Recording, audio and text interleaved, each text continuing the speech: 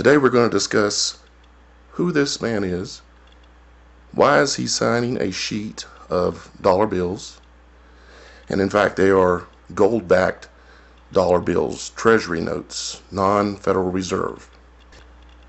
And in fact, on 11 March 2014, he signed new currencies to all the countries of the world.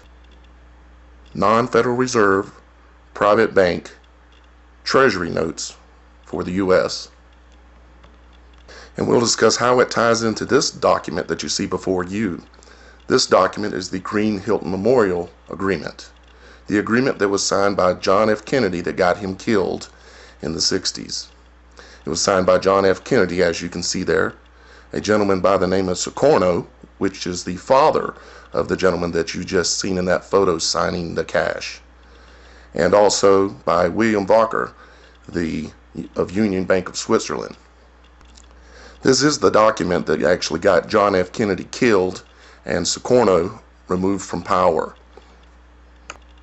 Here's another page of the document showing what this document was about. It was about the allocation of gold certificates to JFK in order to try to take the power back away from the Federal Reserve that was out of control. And we're going to get into the history of how those things were created and what the purpose of the Federal Reserve, as well as the World Bank and so on, why they were created originally and what happened. As you can see here on this document dated August 6, 1966, there were thousands of kilograms of gold certificates that were being issued to the United States in order to try to take the Federal Reserve out of power. However, as you know, JFK was killed 11 days after this document was signed. Very few people have actually seen this document. I gained this document out of Indonesia, which I'll explain more. As you can see here, all the witnesses as well as the signees of this document at that time in 1966. So the gentleman that you've seen signing the document a minute ago, or signing the money, his name is Mr. Sugai. He is the son of this man that you see with JFK, Sukarno. And who is he? What was he? Well, you have to understand the history of money and how it was originally created and the details thereof. You see, Mr. Sukarno had a grand plan with JFK to try to free humanity. And as you know, shortly after this photo was taken, JFK was killed and Sukarno was run out of power. It took almost the killing of 1 million people in Indonesia in order to make that happen. The information in this video is information that you will not read in your history books. You will not be told by most anyone, because this information has been hidden from the world and from you. This man, Bobby Kennedy, was also killed, assassinated, because of his involvement with trying to free humanity. But the good news is that it has happened again. On March 11th, 2014, it went into play again. Humanity is going to be free, is going to see everything that has been corrupt and evil and criminal in our governments. We're going to see it go away. So let me go more into the story with you. It starts with King Solomon in Jerusalem around 930 BC, a very successful king who amasses huge wealth, especially gold. You've heard of King Solomon's mines, King Solomon's gold. Well, you assume that it was actually in Israel, and it was, but currently it now exists in Indonesia. Along with 9/10 of the world's gold is in Indonesia, buried underground, hidden away. Considering that he knew that his country was going to fall apart after his death, he selects one of his most trusted wives, Queen Sheba, to protect the assets and the bloodline and traditions. Sometime after his death, she leaves with everything back to where she probably came from, Jawa. Jawa is Indonesia. There she established the courts of what later become known as Solo, after Solomon, Solo Jawa. The safeguarding of the gold assets, King Solomon's bloodline, and religious traditions of his court. The gold pile grows. There are huge flows of gold into Indonesia from China during the 1300 AD. China almost goes broke buying spices and wood.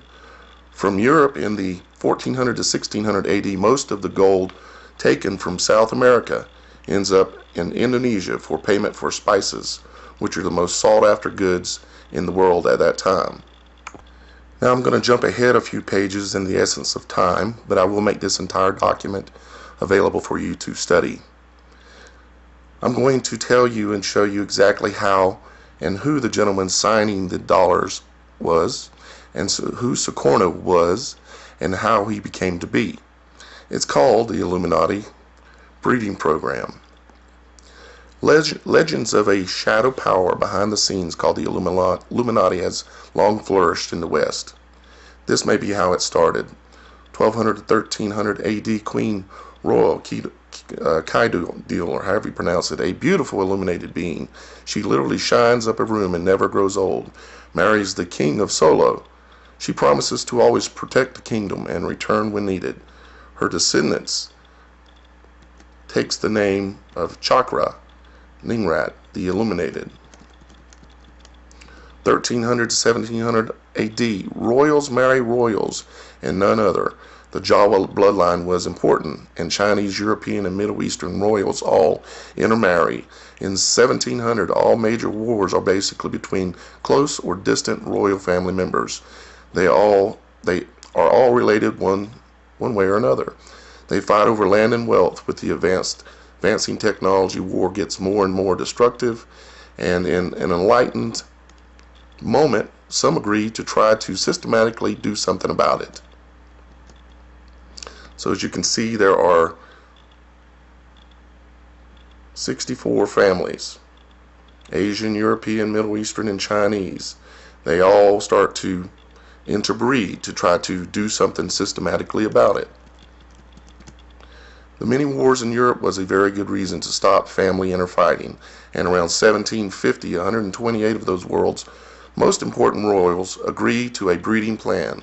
They married or had kids following a system, having their respective first son or daughter marry or mate according to the same plan. Objective: create the King of Kings, the Enlightened One, a person who would equally represent each and every one of the participating 128 royal families of the world. So as you can see how the chart continues, 64, 32, 16, 8. Over the course of 7 generations, they slowly bring down the numbers of participating families. 128, 64, 32, 16, 8, 4, and then 1. Finally, in the year 1900 AD, the one is born. That was Mr. Sukarno, the one that you've seen with JFK, the one that tried to take the Federal Reserve out previously. Now they have one person who can honestly say, I represent all of you. Let's call him M1, short for Monetary One, because he holds control of all the gold from King Solomon and all the gold from around the world. With M1 in existence, it is time to move on to the next step in the plan. In 1920 to 21, they start to consolidate, call back their combined wealth with the intention of placing it in the hands of M1, Mr. Sukarno. M1 is then to redistribute the combined wealth of the world according to an agreed upon plan. 9 of the most prominent royal families representing different regions of the world were driving this project, together with the Chinese royal KS. One of the most active and respected among them were PBX, Pak Binu, M1's biological father and the king of Solo from the Chakra Ningrat, or the Illuminated Solomon bloodline. So in 1928, PBX calls a meeting to Solo, Jawa, Indonesia, for all the 128 families to attend. Here they sign a POA transferring all their combined assets into the hands of M1. Sukarno. He is then supposed to distribute the wealth according to an agreed upon plan, the plan of the experts. How it was supposed to work. If you have all the money in the world and you want to make that a better and more equal world, how would you go about it? This is a serious question. The people faced with this problem opportunity planned it along these lines, all with good intentions. First collected into one big pot, Indonesia, and the surrounding islands in the South Asian Pacific down there. Set someone you trust in charge, but have checks and balances in place. One of the primary objectives was to free the nations from colonialism. That means the crown, basically. These new nations should be governed by guided democracies. So up on top of the world pyramid, there should be a forum where every nation has a voice and a vote. And that's how the UN got created originally. That was the original purpose. When ready, M1 should transfer the power of that world government body. It was called the United Nations. All these new and old independent nations needed financing to supply that and track all major fund movements. You need a central bank to all central banks, and that was the Bank of International Settlements in Switzerland was planned to be set up for that purpose. To give everybody access to the best and brightest regarding infrastructure and financing, the World Bank was incorporated.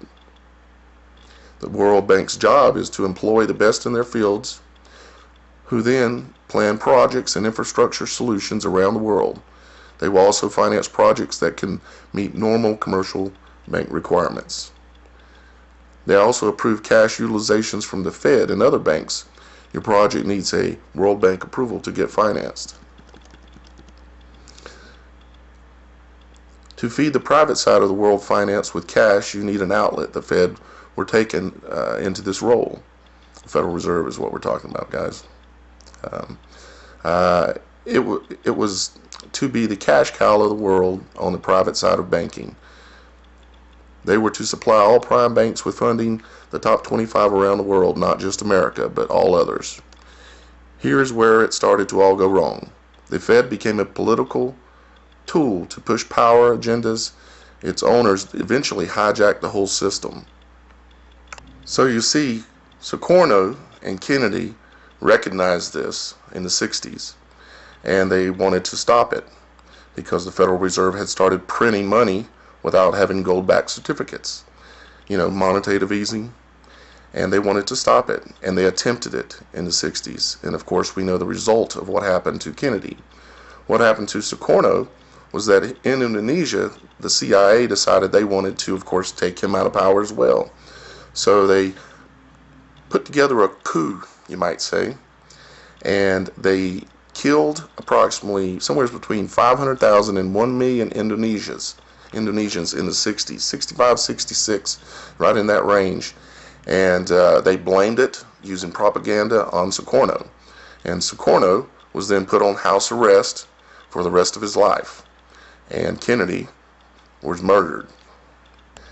And now, on March 11th, 2014, an agreement has been made again that the dollar, the US dollar, and all currencies of the world will go back to gold-backed dollars, non-Federal Reserve Treasury notes in the US.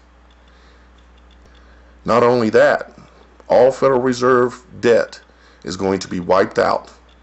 There is a video exists of this event taking place, which I've seen the complete video of them signing all the currencies of the world and putting this into action. So how am I privy to all this information? It's because for the last year and a half I've been investigating and following this, and have been asked to sit on a council of 120 individuals on 5 continents around the world. And I sit on that council and assist Mr. Sugai in the rollout of this plan to finally, once and for all, to free humanity of debt and enslavement.